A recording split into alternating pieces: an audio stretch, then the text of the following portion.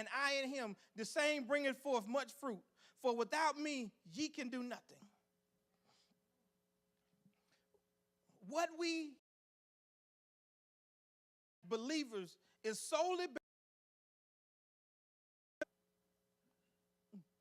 So many times we sit in the audience and we see the people on stage and we say, wow, God is using them. Wow, God is moving in her life, or wow, God is moving in his life.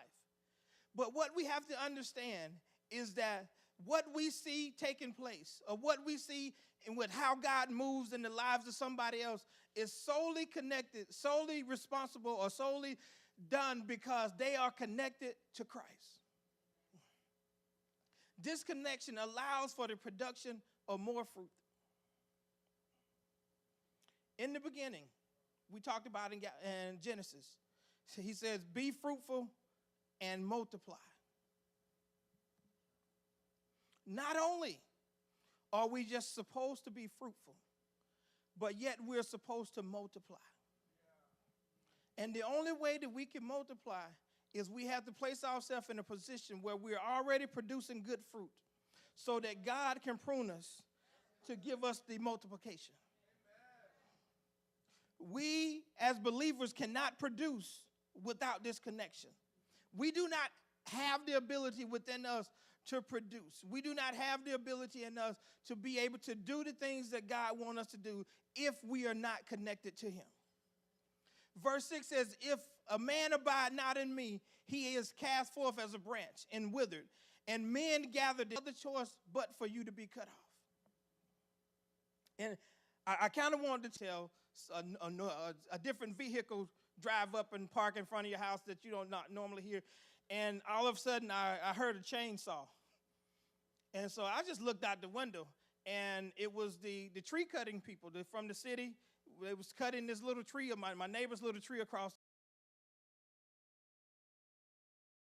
And they was chopping the branches off. And she ran out with her granddaughter and went to screaming at them, asking them why they was cutting the tree.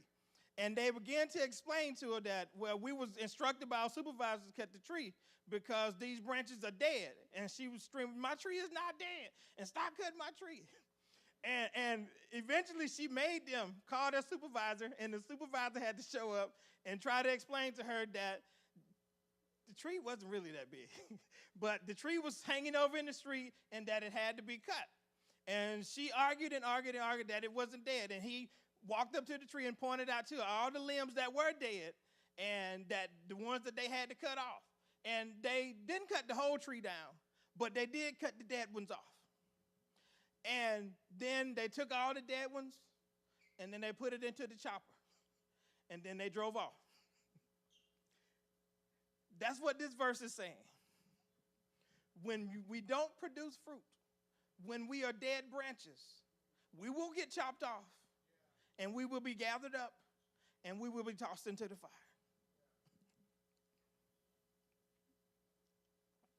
Verse 7, if you abide in me and my words abide in you, ye shall ask what you will, and it shall be done unto you. Earlier I mentioned that our desires and Christ's desires has to mesh.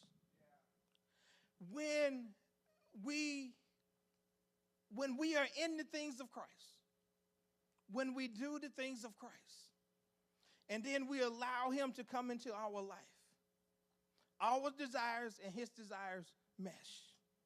They become together. They join together. And it is at this point that verse 7 becomes true for us, that we can ask whatever we want. We can ask whatever we want, and he'll provide it. But I hear somebody say, well, I didn't ask him for some stuff. He ain't gave it to me yet. I've been asking God for this, or I've been asking Jesus for this, and it ain't happened yet. The connection is the importance. When you're connected, your desires and his desires line up. There's a possibility that you haven't connected with him in the point that he wants you to connect with him in. I'm not saying that you're not connected. I'm just saying you may have not connected at the point and at the place he wants you to connect so that your desires and his desires line up. Because, I just use myself as an example because I don't want to put nobody else's business out there. At one time, I wanted to, hey, Lord, give me this job, this car, this house at this time. I thank God he didn't do it because I would have messed it all up. But at the same time, he did give me this job. He did give me this vehicle. He did give me this house.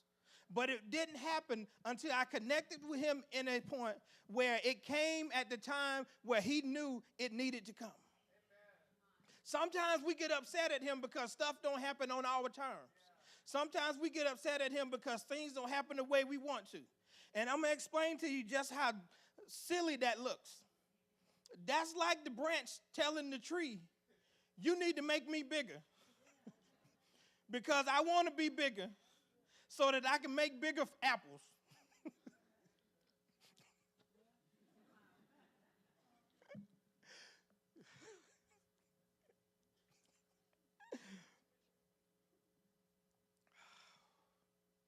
When the believer maintains this connection, it also maintains the consistent flow of blessings from the Father. When we're able to maintain this connection with Christ,